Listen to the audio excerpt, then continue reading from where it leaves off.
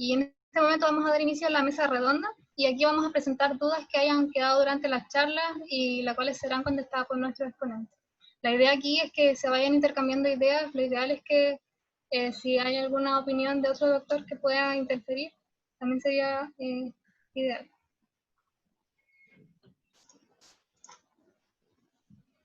Entonces, la primera pregunta va para el doctor Fernández en el tema de obesidad y síndrome metabólico en la población adulta. Dice, ¿se puede tener síndrome metabólico sin una obesidad central marcada? Por ejemplo, asociado a los criterios de diabetes, hipertensión arterial, LDL alto con HDL bajo.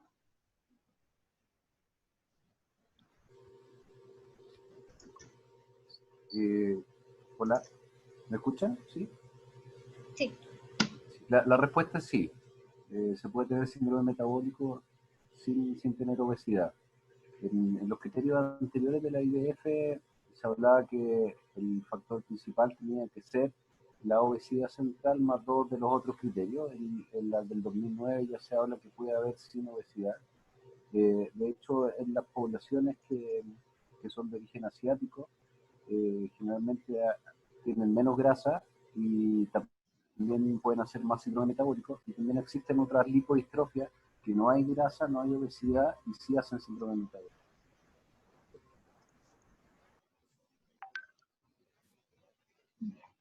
Muchas gracias, doctor. Hay otra pregunta acá para la doctora Leslie Vidal sobre diabetes mellitus e insulinoterapia. Se inicia insulina con 0,1 unidades por kilo día en la noche. ¿Cuándo se añadiría una dosis en la mañana? Para la doctora Leslie Vidal. Sí, hola. Sí, yo respondí varias preguntas, si es que de repente las quieren volver a hacer, no tengo problema en responderlas por acá. Esa la dejé para acá porque se repetía harto, y en el fondo todo depende de cómo estén los objetivos metabólicos del paciente. No es necesario siempre partir con la insulina en la noche, hay que ver cuáles son las glicemias que están alteradas, que por lo general es en ayunas, ¿cierto? Es el piso con el que partimos el día. Y como dice la pregunta, si es que es en la noche, que hay que ver frente a qué paciente estamos, qué edad tiene, cómo están los objetivos, y si es posible y tienen los recursos, hacer alguna medición postprandial. Generalmente la pedimos después del almuerzo. Si es que la insulina lenta nunca va a poder compensar la glicemia postprandial. Ya la postprandial siempre, obviamente, se va a poder compensar con una insulina preprandial, una insulina ultra rápida. Pero sí nos da una idea de que en el día, ¿cierto? Si tenemos un mal control metabólico, en el día la glicemia sigue elevada, y ahí se iniciaría una segunda dosis de insulina en la mañana. Muchas gracias, doctora. Ahora vamos a ir rotando también para el doctor Javier Vega. La pregunta dice, cuando diagnostico neuropatía diabética con diapasón y monofilamento, ¿cómo se maneja? ¿Basta con un mejor control de la glicemia? ¿Y en qué caso debo derivar a neurología? En general, si hay alguna alteración tipo hipoestesia, o de ese ámbito, el principal objetivo es el control metabólico. Eso logra disminuir en forma bien importante la sintomatología, al menos que haya dolores, por ejemplo, dolores neuropáticos propiamente tal, y ahí el tratamiento es o con pregabalina o con otro tipo de fármacos, pero cuando hay muchas veces asociado o hiperestesia. Si es solamente hipoestesia y no está generando otras molestias, no, el control metabólico bastaría. Y el diagnóstico o cuándo derivar, principalmente cuando la presentación no es la clásica que fue descrita en mi presentación, por ejemplo, una neuropatía diabética sensitiva distal simétrica, es lo clásico de la neuropatía diabética. Si es asimétrica, o si tiene otros compromisos, o si tiene otras alteraciones motoras que no son clásicamente como para ir a buscar una causa secundaria. Y siempre ir a evaluar, por ejemplo, lo típico, puede haber déficit de vitamina B12 en los pacientes con diabetes, ya que recordemos que la metformina altera su absorción, y cuando lo encontramos, por ejemplo, en valores límite, preferimos muchas veces llegar a valores dentro del promedio alto, también como efecto para lograr mejorar la sintomatología. pero principalmente control metabólico y derivar cuando no tiene una presentación clásica. Ok, muchas gracias. Igual, si hay alguna otra opinión de algún otro médico o médica que quiera decirle esta pregunta, con todas las preguntas.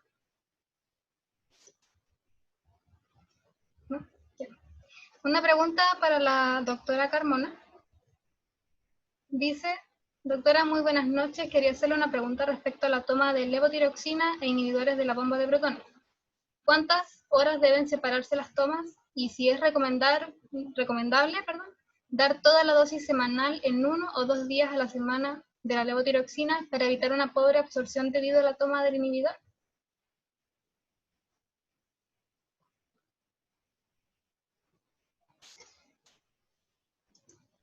Creo que está. Ahí está, ahí sí. Ya, son dos preguntas en una. La primera, en cuanto a cuánto tiempo separar los inhibidores de la bomba de protones, ojalá 1 hora. Y que inicialmente la dosis de la levotiroxina sea la primera. Pero idealmente uno prefiere separarlo mucho más tiempo. O sea, si el paciente pudiera, por ejemplo, usar el inhibidor de la bomba de protones PM y la levotiroxina en la mañana, es mucho mejor.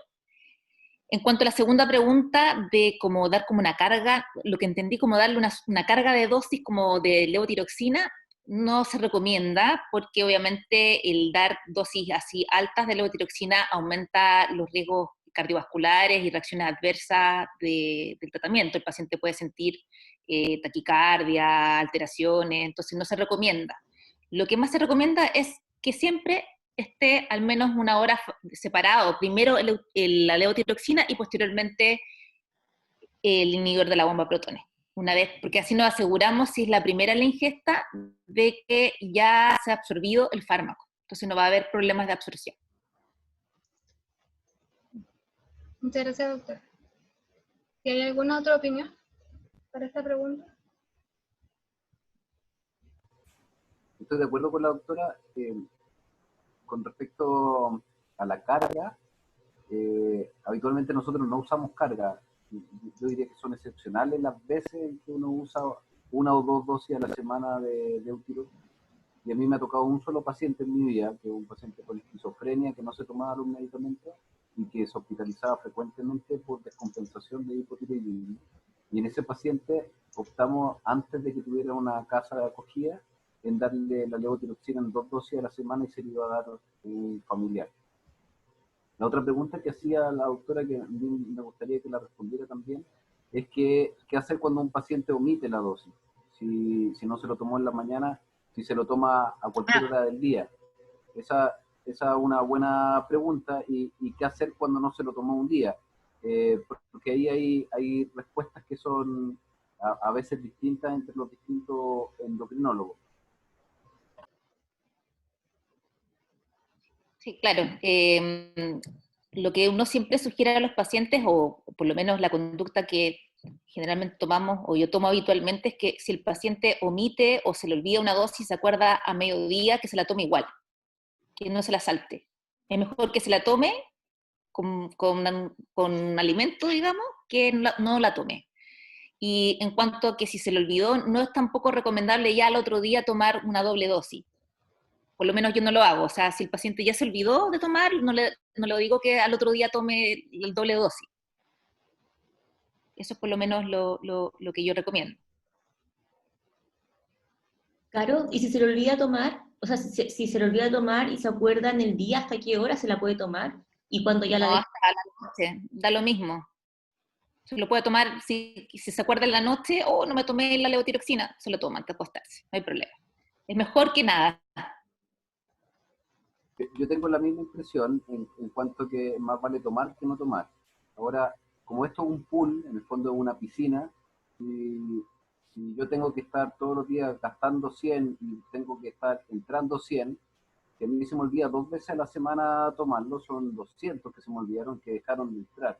Y si eso es repetido en las semanas, probablemente nos va a llegar con TSH alta y esa va a ser la causa.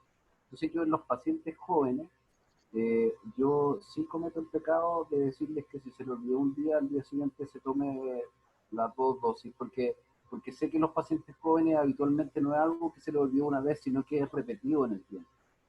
Los viejitos en general no hago eso, ni siquiera les doy esa opción como comentario. Y otra opción que hago también para los jóvenes, les dejo como el fin de semana libre. Como que tiendo a darle más dosis, por ejemplo, diaria de lunes a viernes, que probablemente va a estar la mamá o alguien ahí que le va a dar la dosis, versus el fin de semana que se acuestan tarde y se levantan más tarde y que se les va a olvidar. Muchas veces me ha pasado con pacientes que tienen mala adherencia, que les dejo esquemas como con toda la dosis en 5 días, y dosis y no dosis los fines, sábado y domingo, mejora bastante su control y adherencia.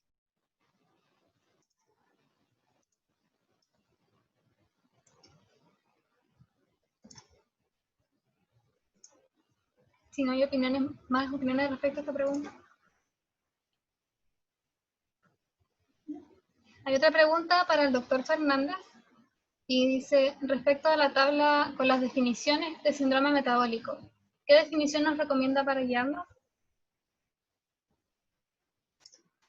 Esa para mí es una pregunta capciosa, porque yo partí diciendo que mi conflicto de interés es que yo no ocupo el síndrome metabólico.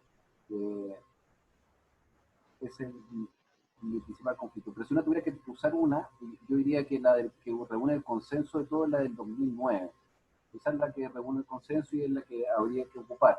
Y la pregunta es, ¿para qué ocuparla en el fondo? Porque si uno tiene un paciente que está obeso, uno le va a hacer cambios de estilo de vida. Si uno tiene un paciente que está flaco y come mal, uno le va a hacer cambios de estilo de vida. Si uno tiene un paciente que fuma, uno le va a hacer cambios de estilo de vida. Si uno tiene un paciente hipertenso, uno le va a hacer cambios de estilo de vida. Si uno tiene un paciente hipertenso y con colesterol alto, uno le va a hacer cambios de estilo de vida, le va a tratar la presión y le va a tratar el colesterol. Entonces, hablar de síndrome metabólico en el fondo es cuando uno va a comparar poblaciones, para hacer algunos estudios, para comparar riesgos que tienen distintos lugares, o también si uno tuviera escasez de recursos y uno tuviera que definir en quién uno va a concentrar los recursos, probablemente uno se va a enfocar en los pacientes que cumplan con los criterios de síndrome metabólico. Pero a nivel individual, con el paciente en la consulta, yo les diría que a uno le da más o menos lo mismo si cumple o no cumple los criterios del síndrome metabólico. Uno va por los cambios igual y va a tratar cada uno de los factores. Y las metas van a depender de si cae dentro de riesgo cardiovascular bajo, medio o alto, y uno va a ocupar la escala de Framingham, probablemente la ajustada a población chilena, que es lo que planteaba el doctor en la guía del 2014 para los pacientes diabéticos y también para los pacientes no diabéticos. Uno también va con los mismos criterios. Yo pido la palabra por... No, yo soy pro síndrome metabólico, lo uso harto, siento que a las generaciones de hoy se les olvida ponerlo como diagnóstico, existe y es un diagnóstico. Siento que sirve para que el paciente tome conciencia. Obviamente uno le nombra todos los factores por sí solos, que son una patología obviamente por sí sola, pero el paciente toma conciencia cuando uno le habla que tiene múltiples factores de riesgo para poder hacer algún evento a corto, mediano o largo plazo cardiovascular, y siento que se toman un poco más en serio el tratamiento. Y sí concuerdo en que uno, tratando los diferentes factores, va a hacer cambio de estilo de vida y para tratar cada factor, obviamente, como hay que hacerlo. Pero siento que efectivamente se omite harto, existe mucho, y siento que se nos está como quedando en el tintero. Yo soy pro tenerlo presente siempre. Yo creo que el síndrome metabólico como concepto, o sea, yo estoy de acuerdo con los dos, en el sentido de que muchas veces uno termina tratando igual a un paciente como un todo. No es un paciente solamente que tiene hipertensión, sino que además que tiene sobrepeso, por lo tanto tiene circunferencia cintura elevada, puede tener algún grado de glicemia, entonces, y al final de cuentas el manejo va a ser probablemente el manejo que no es farmacológico, el manejo de estilo de vida, de cambio de la alimentación, de ejercicio, va a afectar a esos mismos componentes del síndrome metabólico. Yo en la práctica, yo no lo pongo como diagnóstico, pero probablemente cuando uno va analizando al paciente en el momento, uno sí va viendo que va cumpliendo criterios. y al final de cuentas uno sabe que si un paciente va cumpliendo criterios tiene mayor riesgo. Entonces, no solamente quedarse con el diagnóstico, sino ir a hacer cambios para evitar ese riesgo a futuro. Y ese es el objetivo, no solamente el diagnóstico. Y estoy de acuerdo con la doctora Vidal que probablemente, claro, en algunos pacientes es cuando uno le da diagnósticos como tales, como que se asustan y tienden al cambio. En cambio, otros pacientes que se quedan como más pasivos. Pero lo importante es que uno como médico tiene que no solamente quedarse con el diagnóstico, sino ir a hacer cambios al paciente.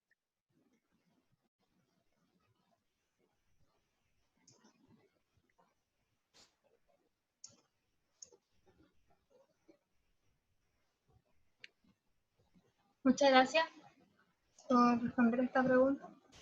Si no hay más opiniones, paso a la siguiente.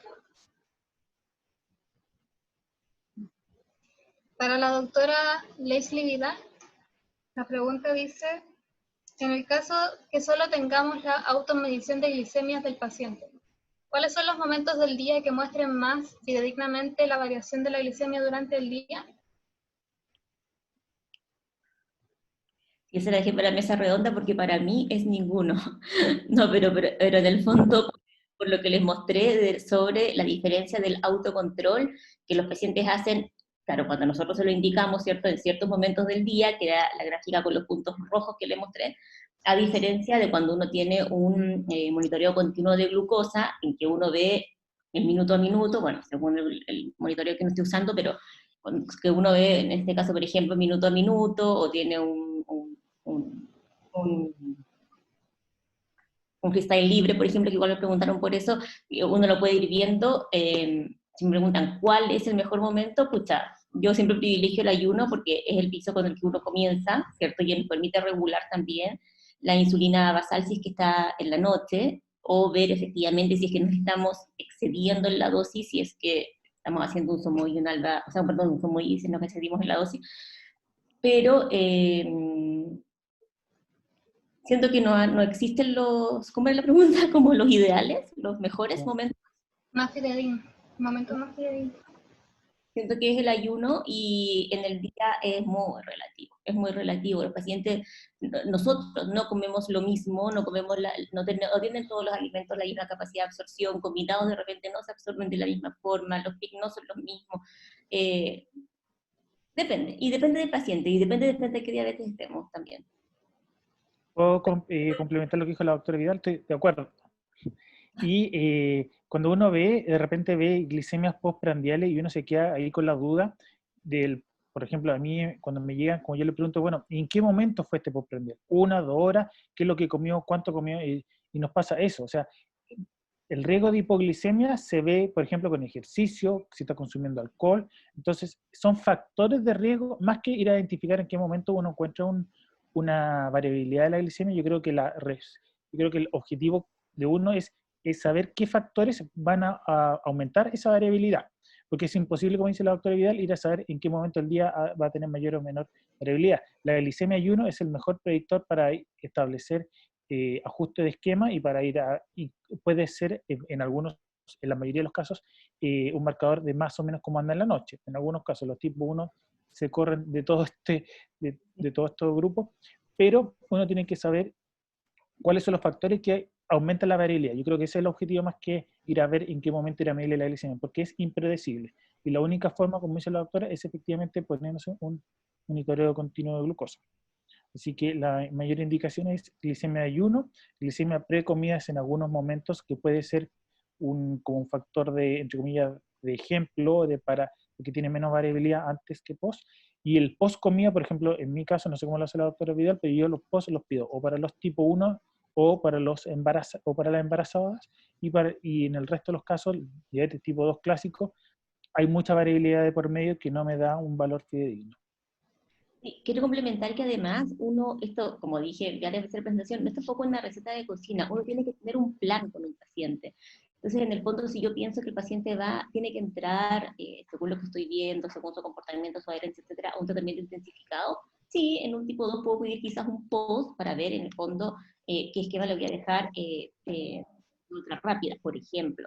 En las embarazadas también tengo que tener un plan para saber ¿qué voy a hacer con ella? Entonces, en ese caso, uno ve si pide antes, si pide después, si pide 1 hora después, si pide 2 horas después, si el paciente es bariátrico. Hay muchos otros factores. Entonces, una vez teniendo un plan con un paciente, uno puede ver, además de la glicemia de ayuno, qué otra glicemia puede pedir, qué otro control puede pedir, qué otro control capilar.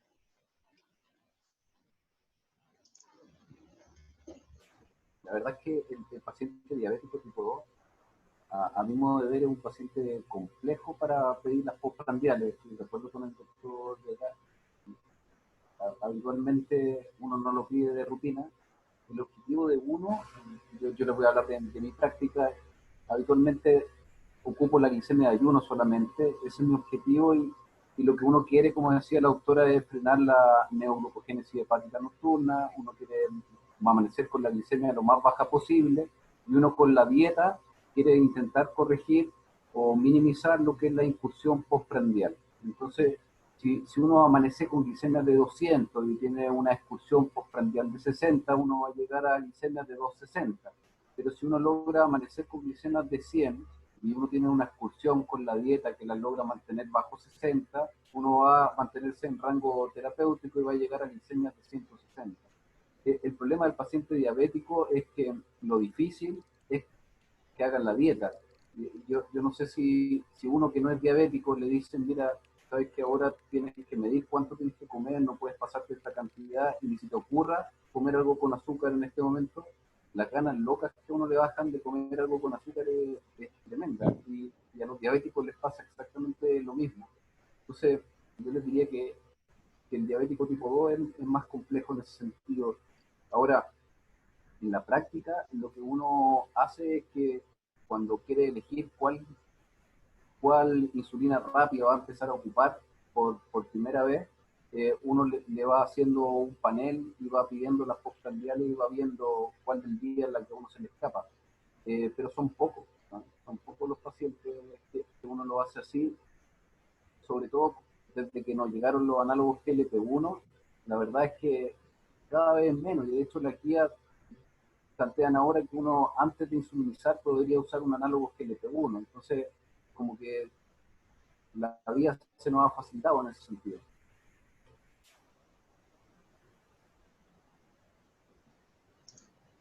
Quiero complementar antes de terminar lo de la dieta, porque los pacientes además, claro, le vienen unas ganas locas, y es verdad, de comer cosas que están restringidas, porque meten a todos los carbohidratos en el mismo saco, y sabemos bien que los pacientes no hay que decirles que no coman pan, arroz, papa, etcétera. Eso ya está fuera, y en el fondo de repente algunos tienen muchas más ganas y no lo logran cumplir porque se ven muy restringidos. Ya los carbohidratos no son todos iguales.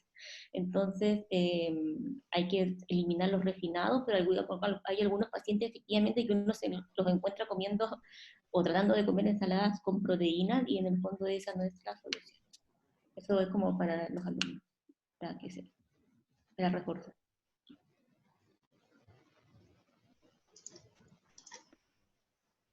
Muchas gracias por responder la pregunta.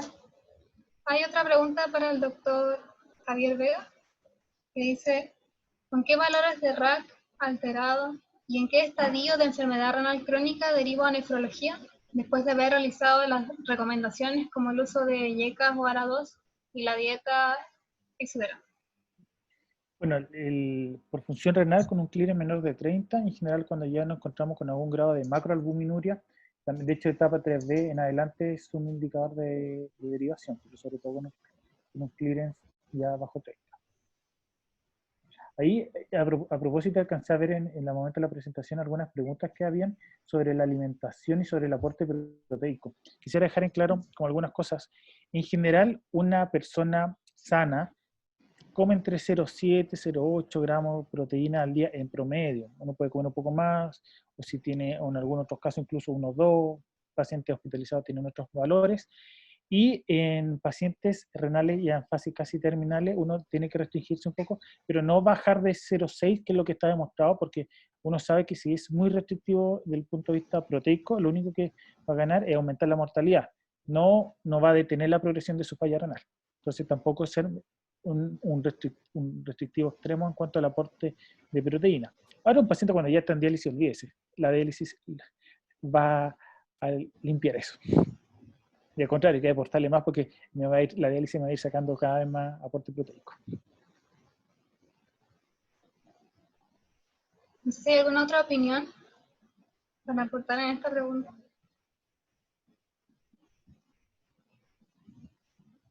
Estoy de acuerdo con el doctor.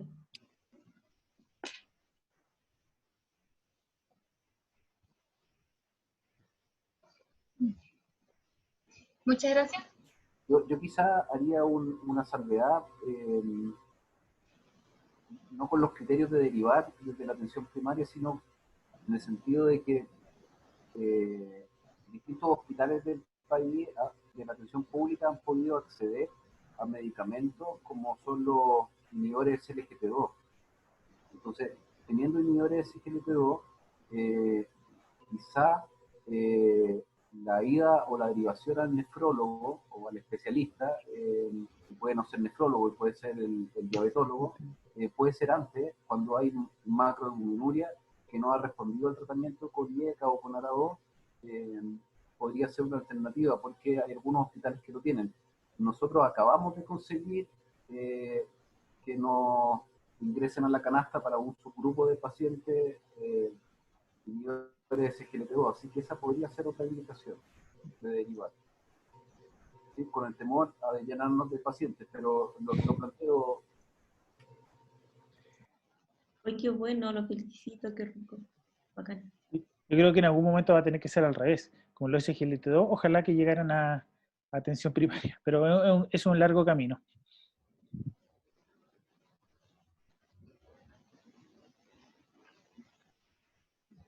Muchas gracias.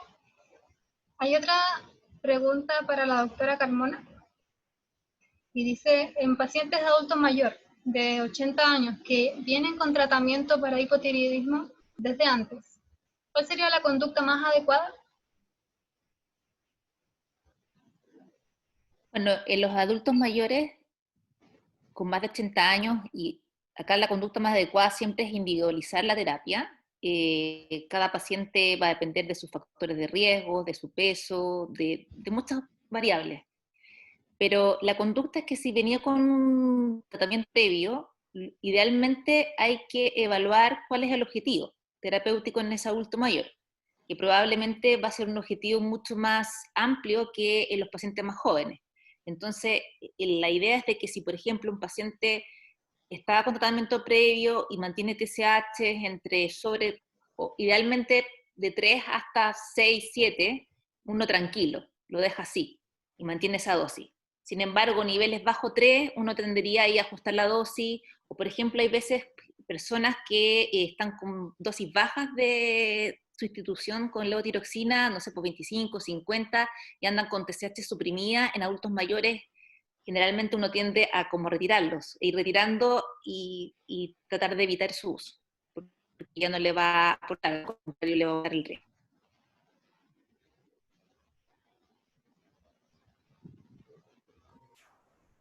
Yo quisiera hacer un pequeño comentario, pero que es una precaución que uno debe tener, y yo creo que la doctora Carmona lo comentó entre medio de la presentación.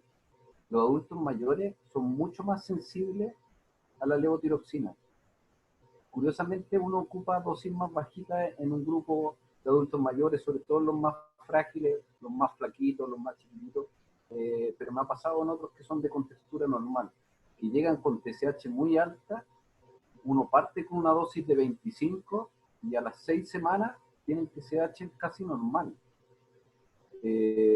Entonces, yo me pongo en el lugar del otro médico que lo ve llegar con 25, con una TSH normal, y no supo que había tenido una TSH de 30 antes, se va a ver tentado a suspenderlo. Entonces, yo no sé si la doctora Carmona le ha pasado eso en alguna oportunidad, pero siempre hay que revisar las TSH anteriores, hay que revisar el historial del paciente, si no, uno tiene muchas posibilidades de cometer errores. Totalmente de acuerdo. Aquí el tratamiento es súper individualizado, depende de paciente a paciente e historia y historia. O sea, muchas veces uno tiene, cuando nos llegan las derivaciones de hipotiroidismo de atención primaria, uno reconstruye todo el camino que había en un paciente que, no sé, partió con una dosis, después otro médico se lo cambia, no sé, al doble, después vuelve con otro, y nunca llega al objetivo terapéutico finalmente porque no se pensaron en esos elementos de edad del paciente, peso del paciente, comorbilidad. Entonces es importante esa reconstrucción en los pacientes con tratamiento crónico, sobre todo si son adultos mayores.